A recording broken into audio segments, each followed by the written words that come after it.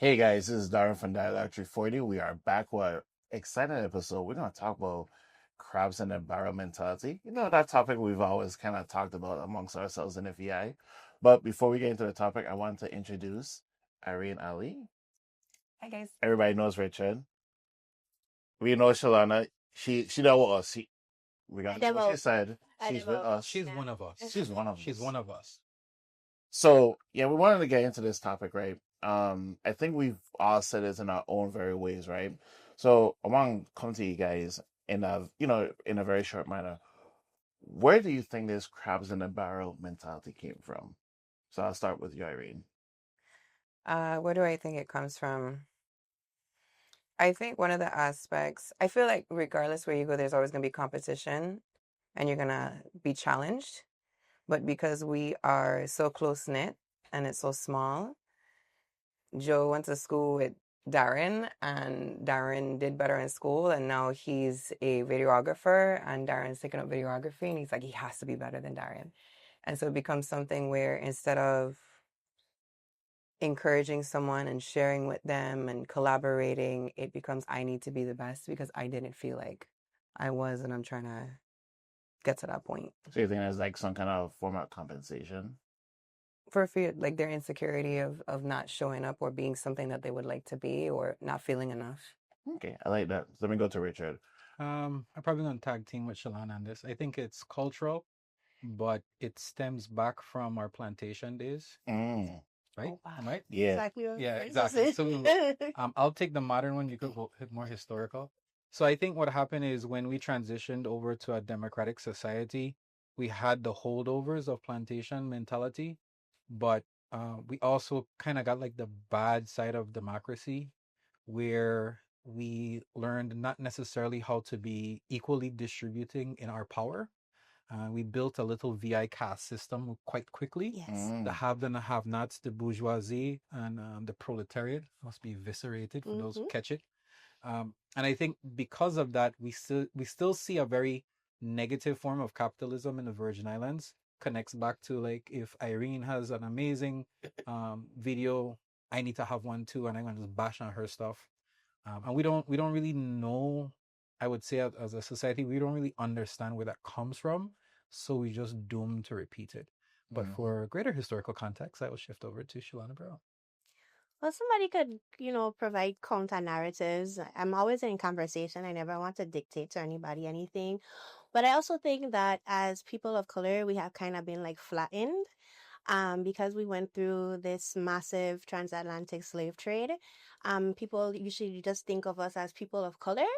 And then when you go into the Caribbean, we're just Caribbean people. But in larger research, you could tell that we are tribal people. And our identities are kind of flattened.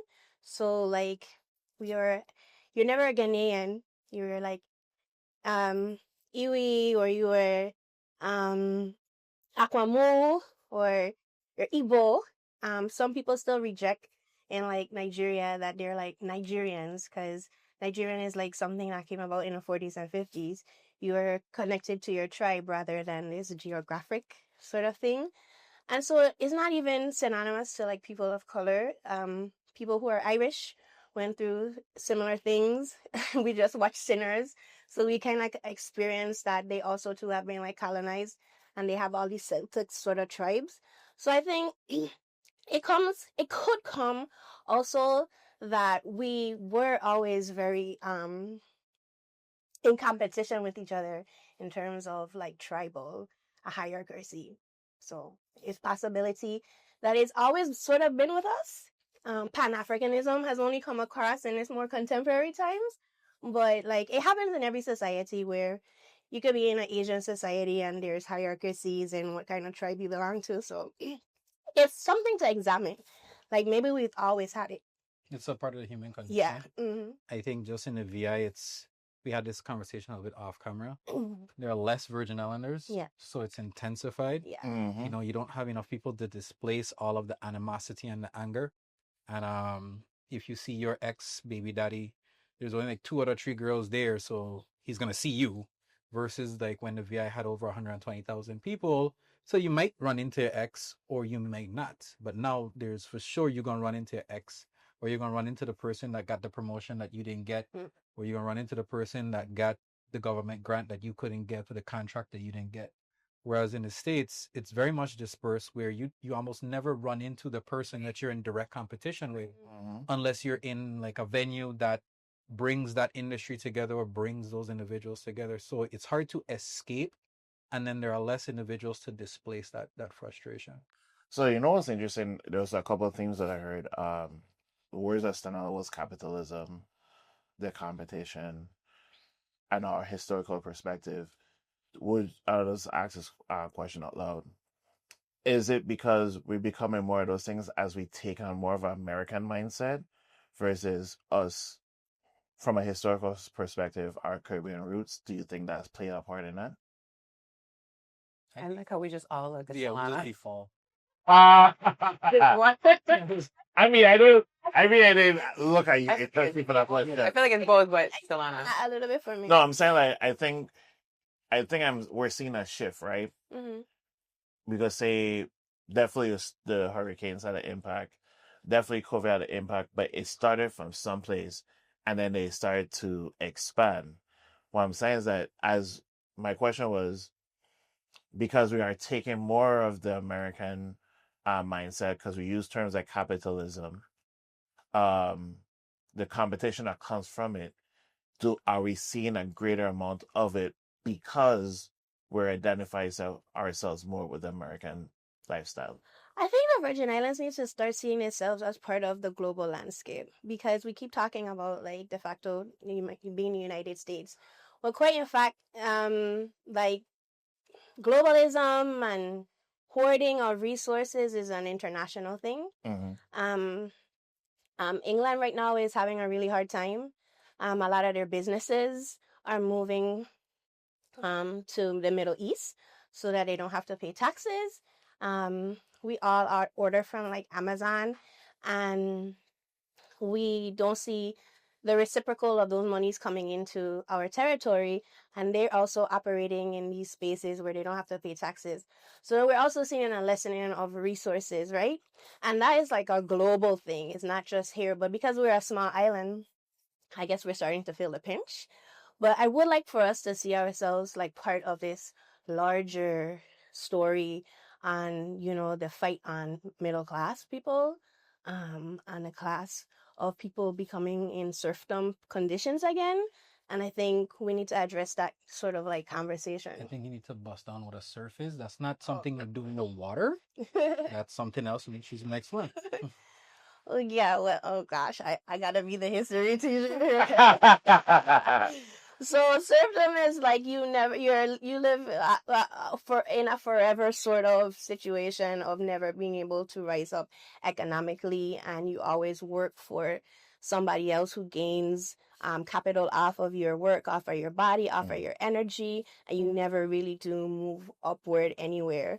You're in continual like circle of generating income and wealth for somebody else. So I think where that starts to rub now in modern day times is because you do have a more American mindset, but there's a global thirst for fame and fortune. Whereas if I put back on my grandma's hat, it was okay to be at a certain socioeconomic status because almost everybody was at that status. And it was a privilege to either know people above your station or to be around people above your station. But everyone was more or less okay with being in the village. Now, even though I'm in a village, I want to be a hood. I want to be like a rapper. I want to be a basketball player. I want to be a celebrity. I want to be a Kardashian. But like you said, you're a serf, peasant. I know that's hard, right? But it's reality. Yeah. So like it's harder to get that because your agency and your autonomy and your energy and effort is going to making someone or something else wealthier. But you still have now these very globalized, ambitious dreams of being a somebody. And it's harder to reach. And it's harder to reach. So like I see that's where just with more friction coming. Yeah. Well, you guys said something earlier, and listen, I may not be able to verbally speak the way that you guys are speaking. No, I say that because you bring your unique but perspective. yeah. Okay. So I hope I could translate the way that you guys were saying it. That's what I You was be trying to say. you, Irene. I'm definitely going to be me. Yes. So there was something that came to mind, which is generational. Mm-hmm. And it made me think, what about if it's something that, let's say your last name is Brown, and Browns. Oh shoot, girl, I didn't even think about that. Let's roll it. Let's roll it. Let's roll it. Well, Them.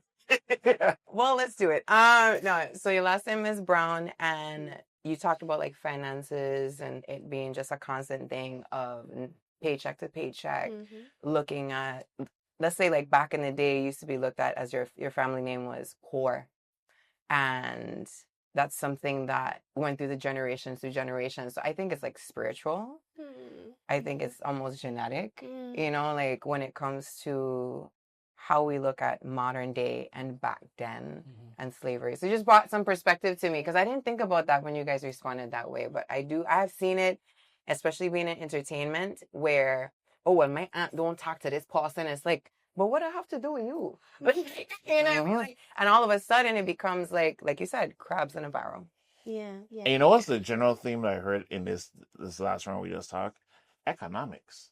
And for the folks out there, economics doesn't just mean about money. He gonna say trickle dog. I wasn't gonna say that. I wasn't gonna say it, but I'm just saying like economics is just about resources, right? Yeah. And I think where the crabs mentality comes from is there is somewhat of a what's the word I want to use? There is a displacement of resources. So I think that's where the crowds and mentality come from, is because if you have a fight for resources, Yes. Yeah. that means I'm gonna see as competition and I gotta take you out so I can better place myself to these resources. So that was something I would just generally talk about. But now I want to jump into this. We all know in the VA you gotta make your back strong. Oh God. Yeah. Right? That could be anywhere. Terrible. You know, you gotta make your back like cement strong, right? I want you guys to give me examples of stories of times where you had to deal with things like envy, the competition, judgment. How did you deal with that situation? How did you persevere? So I want to start with you, Irene. Okay, I've done a lot of different things. So I feel like I've experienced it in some. I try not to give too much energy to people that are being negative when it comes to the things that I'm doing, because I don't like it to take up my headspace. But there have been moments where I do get really heavy negative conversations that get back to me, or comments, or whatever. And I feel like I understand the principle of giving. And I understand that if there is something that I'm good at and it brings light or connection to the world or whatever benefit, I'm going to continue to share that with my crowd, whoever's following me or whoever's listening, because I don't have a fear of, well, I'm not going to be good enough, because I know I'm unique. I know I'm different. And I know that the other person who may feel different from that and struggle with whatever they're struggling with, that makes them feel like I need to now demean this person. If they can only take on the mindset of working together and sharing, it actually, when you start to share in whatever business or endeavors that you're doing, you actually create this system where it pays back to you. And so if I know, for instance, me, Shalana, photography, right? One of the many hats. I know that I am good at this thing, or we're good at this thing. Now we're working together, which we have, and we now helped each other and we poured into each other. Now we share that with different people and they're able to learn. We just became a positive light. 10 years down the line, Irene and Shalana is the reason why I'm here. But the minute you start getting into that crabs in a barrel mentality, you lose, because you isolate yourself. And even though you may win in a specific crowd, you always will have a cap because of how you are trying to bring somebody down. So for me, I felt the pressure where people have said certain things. And I'm like, you know what? I try to dust it off, and it's sometimes you feel it because it comes from the people that you care for, or that you look out for. That's the rough part. Yeah, that is a whole other conversation in itself, and it sucks when you look up to a person specifically, or you share love, and it's like, I just tried to help you, and all of a sudden it's like, they said what? But that really doesn't have anything to do with you. It has more to do with them and what they're dealing with and how they compensate for their insecurities. So for me, I just try my best to just let it pass me and continue to love in the light and sharing my gifts so we can keep growing this together. All right. So let me ask you. I feel 100% of what you just said. I agree with you. I'm not gonna out people too much. I've been in too many circles. No name calling? No name calling yet. Let's not do that. That's not the time. You say yet. Yet. Oh, okay. However, I will say that you're right. For some reason, there's an issue with acknowledging excellence in others, and it comes off either vindictive or demeaning. And I've been in two separate situations that had the same energy. Like, you know, you watch those clips, like these two very different clips give off the same energy. Don't name names. So there was a piece of paperwork that was drafted for a company that I was assisting, and a recipient of that paperwork came to us and was like, I don't understand why all this paperwork is necessary for. And I was like, well, this is the situation. This is the event. We're just trying to cover, ourselves. Who write this here? You write this here? And I'm like, what does it matter who wrote the document? This is the document that's governing this interaction.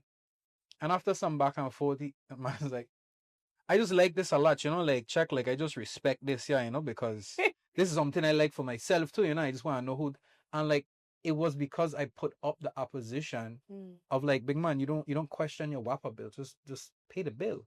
Why are you questioning this document for this interaction? And I had that same interaction with somebody else, collabing on a project, and it was just hard, just very hard. And after I like hold my ground, the man was like, I respect your work, if I actually like all the work you to do. And it just, I just want to collaborate. I'm like, man, like, so why not lead with the honey? Right. Why not just be like, yo, big man, I respect the man work. I can't wait. I'm excited to do this. Like, why come off all antagonistic? You don't think that's because somebody did it to them? Granted, maybe. But at one point where you break the cycle. Agreed. I think you know what? all of us. I know it's a great part you say that. This might be a thrown stone, or it's not intentional. But I feel like when we hear and listen to legislative hearings, you get that same kind of energy. Like everywhere. I've heard it like antagonize, and then in the background be like, I like the kind of work you do. I just have to roughly offend us. So like with politics, you have, and I hate to see it. And the minute it'll be funny. I'm not gonna lie. You have a commercial now, completely degrading the opposite party. It's like, why don't you just talk about your thing, like your benefit? But I think it's because it's so common and it's so easy. Like there was a time, just to be transparent, there was a time where somebody had brought up a conversation. I think I was pregnant, so give myself a little grace. But nonetheless, it was still there. And somebody said something about somebody that did the same thing that I did, and it became, well, she'd do this and that for me. And it was my first time realizing that I did what I always hear around me. And I was like, whoa. So what that showed me was you personally have an issue in here with that person and you had to belittle them because of whatever fears or insecurities that you had. It's about acknowledging that it's there and dealing with what's in here versus externally pointing the blame somewhere else. So, Sean, I want to ask a question to you, but I also want I want to add a little piece, right? So, actually, the same question, but in the aspect of how people also added pocket watching to what you have done. Can you tell me about your experiences with that? Pocket watching. Or maybe also pocket watching and also status. Like watching a status and be like, I guess that does. Can you break down what pocket watching is? Well, pocket watching would be like simply like, okay, they see that you have this, and it can either be enough or they feel like you have too much. Mm. I just want to tell everybody I live in serfdom. Now that we understand what it is. You're not a peasant. And I think that there is a lot of weight that comes with like, yeah, I guess what it seems like, yeah, you feel people feeling like you have a status. But yeah, that's an assessment because more weight comes with doing more, right? And I kind of want to talk about it through like womanhood. There we go. You should. So I've never been a slim girl in my entire life. And I think that I struggled a lot with like how women put place their own insecurities. So like from the time you're like 6 or 8, like you're already like broken in, because we're talking about making your back strong, right? Into the insecurities of women in your community. And so like even in like Black womanhood, where I know that there's sys- systematic ways of which um whiteness appears to be, the thing to be held up to. Like no white woman has ever like demeaned me in my life. Yeah. Like it's always been like older Black women. And Ooh. even like me talking about it now, like my voice gets sketchy, because like the same woman that my mother had told me to like give respect to and always say hello to and good morning and pass by are like the ones who ultimately like turn out to hurt you. Yeah. Yeah. So I like, in a sense, in a pseudo way, like some form of gatekeeping. Yeah, totally gatekeeping. I'm pointing insecurities on like how I should appear. So like from time I was 8 years old, like walking down the street, and like 2 years ago you told that person hello and they gave you like a kiss or whatever, and they'll be like 8 years old now. You're pointing on a little bit. Girl, that's it. Your mother need to start. Your mother need to watch the fridge. You need to lock the fridge. And I'm like I'm 8 years old. Very real. I'm thinking about Rainbow Bright for me or something. Lisa And Frank and stuff. I didn't even know I had a problem until like you told me, or like or like like you're policing your hair, or what I mean. So it's just like that's some of the things that really have hurt me in my life, like about like women, Black womanhood. Like they've taken on insecurities, and I think our young girls are like taking that on like a really young age. Do you think that has to do, because I think back to like our elders and what women came from and how we had to show up back in the day. Like at one point we couldn't vote, we couldn't do this, we couldn't do that, and we just were the homemakers. We had to have our hair done, we had to have food on the table. Like when I think about the woman that has come to me in that way, I walk into my grandma's house and seeing how, I don't know, been busy walking. Why, Irene, you getting fat, man? Grandma. Okay. And I had to be able to have a conversation where I was always that person to tell an elder what I felt. Yeah. Be honest. But you know what? But I want to jump in. Sorry to interrupt. you're fine. Because I hear this so much times. First of all, let's say that's not a way to do small talk. Let's not refer to people's weight and stuff. Because we don't know what people are going Just through. This reading. could be many different things, mental, physiological stuff. So I want to put out there that that's actually not okay, and we actually need to debunk that, right? Why do you think we focus on that? Why? Like it just, for me, I've always felt like we could talk about a whole bunch of stuff. You could just ask me how I'm doing, my family doing. You go straight to the thing that's most noticeable. Like I don't see myself in the mirror, and know when I have certain weight. I'm gonna go back. We used to be chattel. We were objectified by European eyes since the inception of blackness in the West. So when we were on the selling stocks, the men were looked at for their brawniness, for their strength. Women were looked for their childbearing hips. And it's something that unfortunately still carries through to our culture, because like as you ladies talk about it, I could hear even my own grandmother in my because the thing is, you can't be too skinny, you can't be too fat. All of a sudden you ain't eating. Let me eat some. Let me eat something, because it's all about objectifying as a pursuit of beauty and acceptance. So that has not changed. Now with all bodies matter, I'll say, if that's not a phrase, put it on a t-shirt. You see that like push back, but that's where it comes from, is that if you are not objectively beautiful or enough for whatever that society deemed necessary, you were automatically out of the mold. And it had nothing to do with your physique, your physiological, your mental. Some people are healthier when they don't look sexy. Correct. You know them CrossFit videos and then girls who like anorexic and like falling down and they actually put on 10 pounds and they don't have the supermodel skinny aesthetic, but they like deadlifting 200 because your body is designed for its optimal design. Yeah.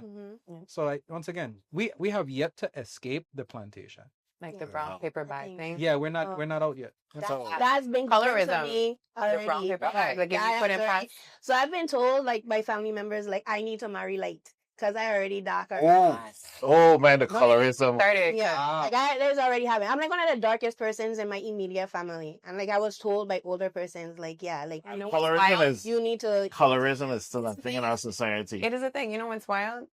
Now, I'm Puerto Rican. Most of the women in my family are like light skinned. You know, I'm considered the darker one. Yeah, we can see that easily. Yeah. Right, because I got some melanin. Like, Yes. it's So, just something. I want to pass on. We'll do a couple questions, couple minutes on this question, right? I think we all have experienced some form of fake love and support, right? Or fake love, performative love. How has that affected you Ooh. in your personal life? You said we've all experienced performative love. Yeah, in fake terms of support, performative love. How oh has that man, affected you? oh my, I need a podcast.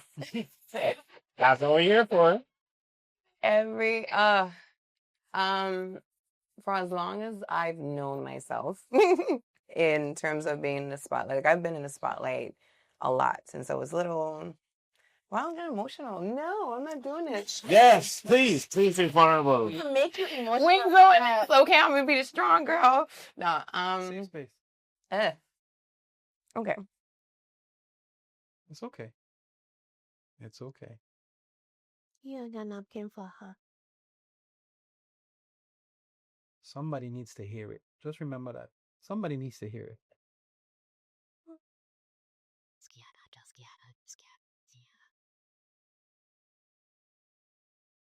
Okay. For those who need to hear it. Yeah, for sure. This is why I'm here. I told Darren, I was like, bring this issue up. Look, look, look. The napkin.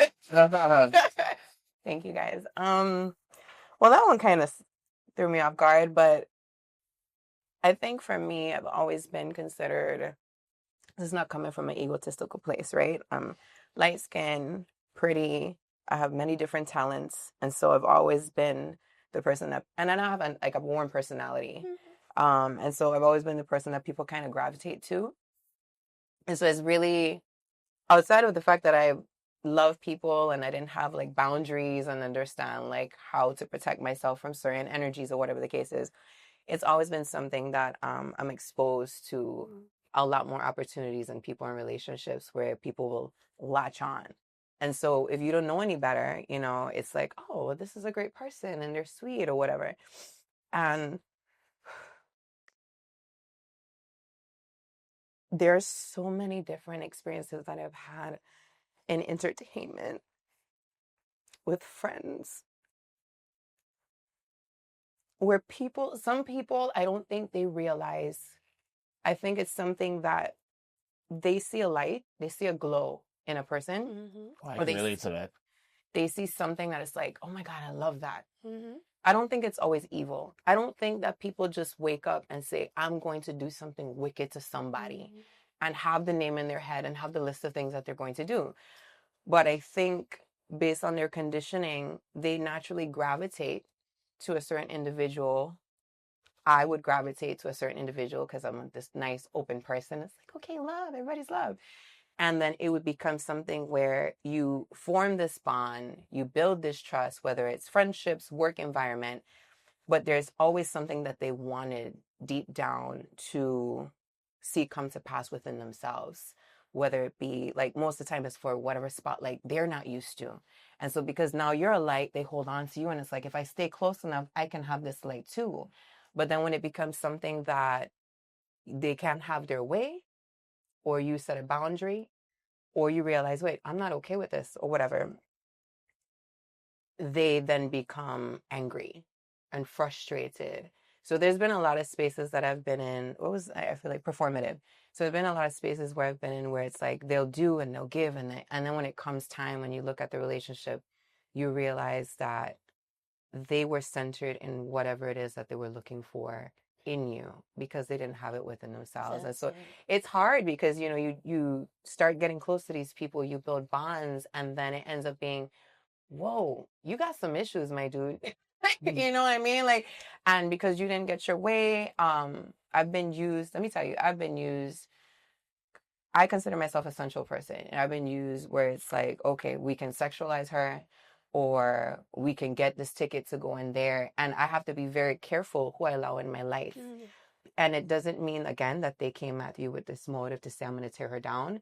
but it's unfortunate the amount of people that I've connected with, and it became for their own well-being to bring themselves to a place where I am, whether it be radio, singing, whatever, in some type of spotlight. So it's hard.